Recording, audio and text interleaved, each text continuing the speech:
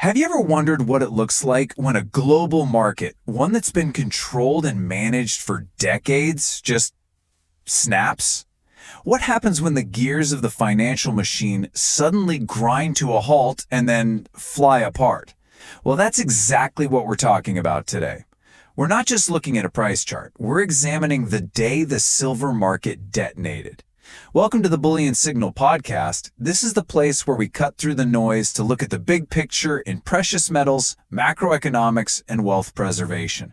What we're unpacking today is more than just a wild day of trading. It's a case study, an autopsy really, of the exact moment the illusion of control completely shattered. So let's just start with this number right here, 6.25% in one single day. Now you might look at that and think, okay, my favorite tech stock does that before lunch. And you'd be right. But for a global commodity, for a monetary metal with a 5,000-year history, a move like this isn't just a wave, it's a tectonic shift. It's the kind of move that signals a fundamental repricing of what real money is actually worth. And it happened in a matter of hours. And really, that's the central question, isn't it? It's the question that sits at the very heart of our entire modern financial system. We are all living within this incredibly complex structure of rules and mechanisms and circuit breakers, all designed to keep things orderly. But what happens when the pressure becomes so immense that all those safety valves fail? What happens when the people in charge realize they're not actually in charge anymore? That's the story we need to understand.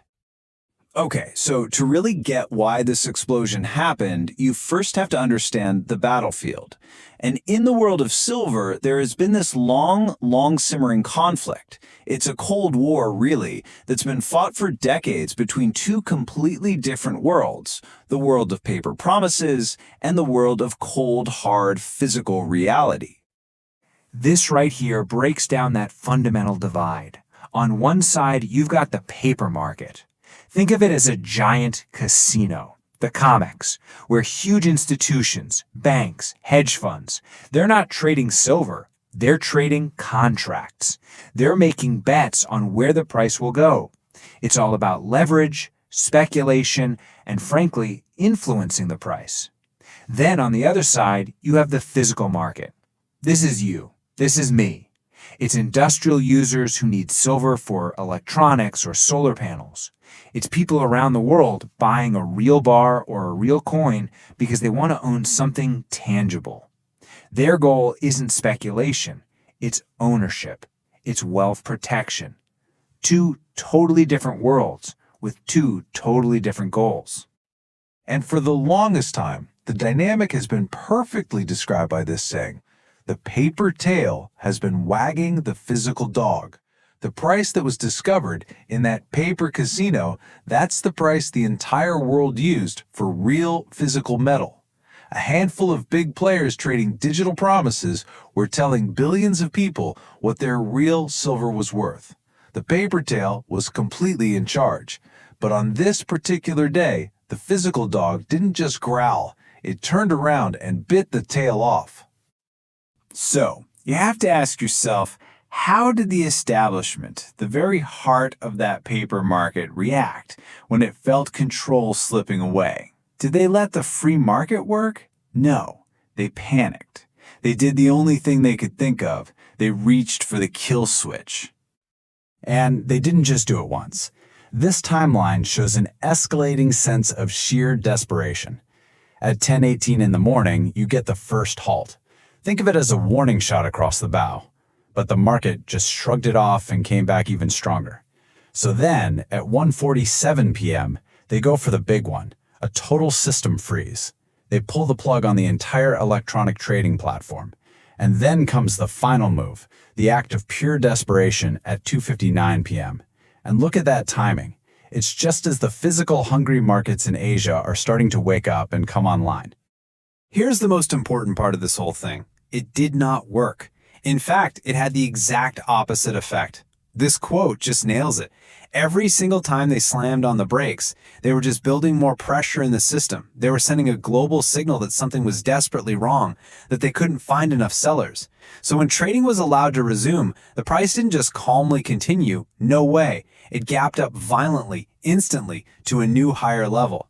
They were literally pouring gasoline on the fire they were trying to put out. So just picture this split-screen moment. On one side, you have the gatekeepers of the paper market in New York and Chicago frantically trying to shut the game down.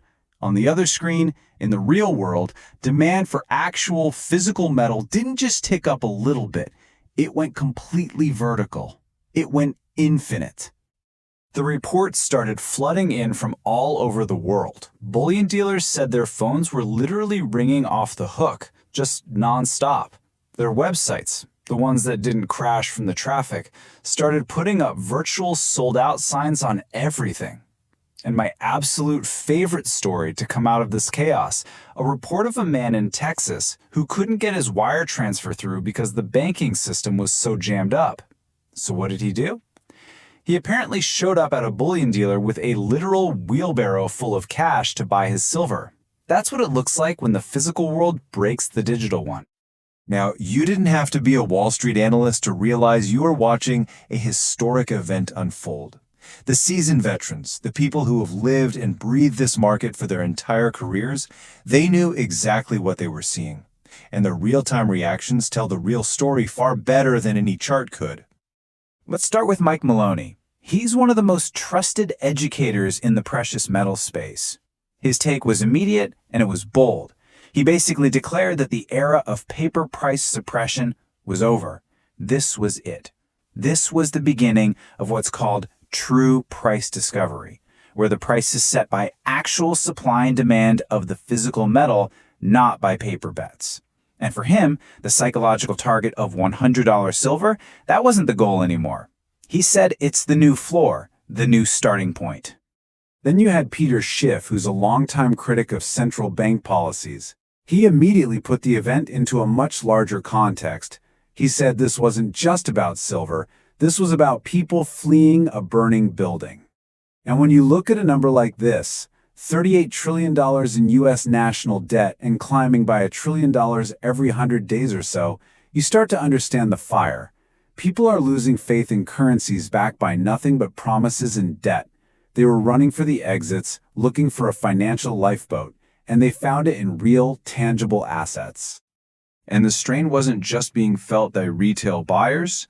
Over in London, the heart of the global wholesale market, legendary trader Andrew Maguire reported something that is just absolutely mind-boggling. The demand for physical delivery was so intense, the squeeze so real, that the London Bullion Market Association had to start chartering private jets, not cargo planes, private jets, to fly those huge 1,000-ounce silver bars to Shanghai just to meet their obligations. Think about that.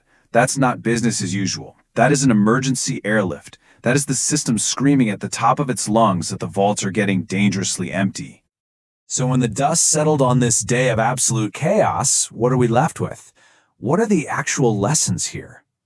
I think if you strip away all the noise, the day's events revealed 4 brutal, undeniable truths about the new reality we're in.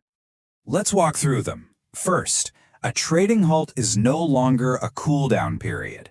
It's a starting gun. Pausing the paper market is a giant, flashing neon sign to the rest of the world that says, the system is breaking, get your real metal now before it's too late. Second, the power dynamic has permanently shifted. The physical market is now the one in charge. That old saying is dead. The physical dog is now wagging the paper tail. Third, the shortage is very, very real. The market was in what's called deep backwardation. All that means is that the price for a bar on your hand today was way higher than the price for a promise of a bar in the future. That only happens when people are desperate for the physical product right now. And finally, number 4, this is a genuine paradigm shift. To ignore this, to dismiss it as a one-day fluke, is like looking at Bitcoin when it was $100 and calling it a fad. The rules of the game have fundamentally changed. When you boil it all down, the story is actually incredibly simple. The established powers that have controlled this market for decades saw a rebellion they couldn't contain.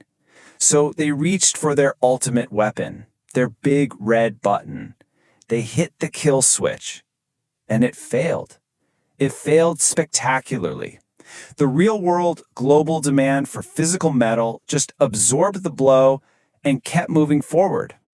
The pages of history are just littered with stories of people, smart people, powerful people, who failed to recognize a massive paradigm shift happening right under their noses. They were too invested in the old way of doing things to see the new reality forming. So as you watch these events continue to play out, the final question you should ask yourself isn't just about silver. It's much bigger than that. The real question is, what major shift might you be failing to see right now? Thank you for tuning into the Bullion Signal podcast. If you found this analysis valuable, please make sure you're subscribed and share it with someone who needs to hear it. We'll be back soon to track the next signal in this unfolding story.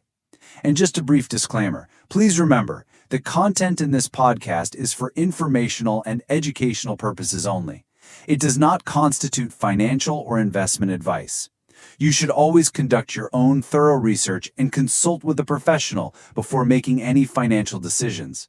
You are solely responsible for the choices you make.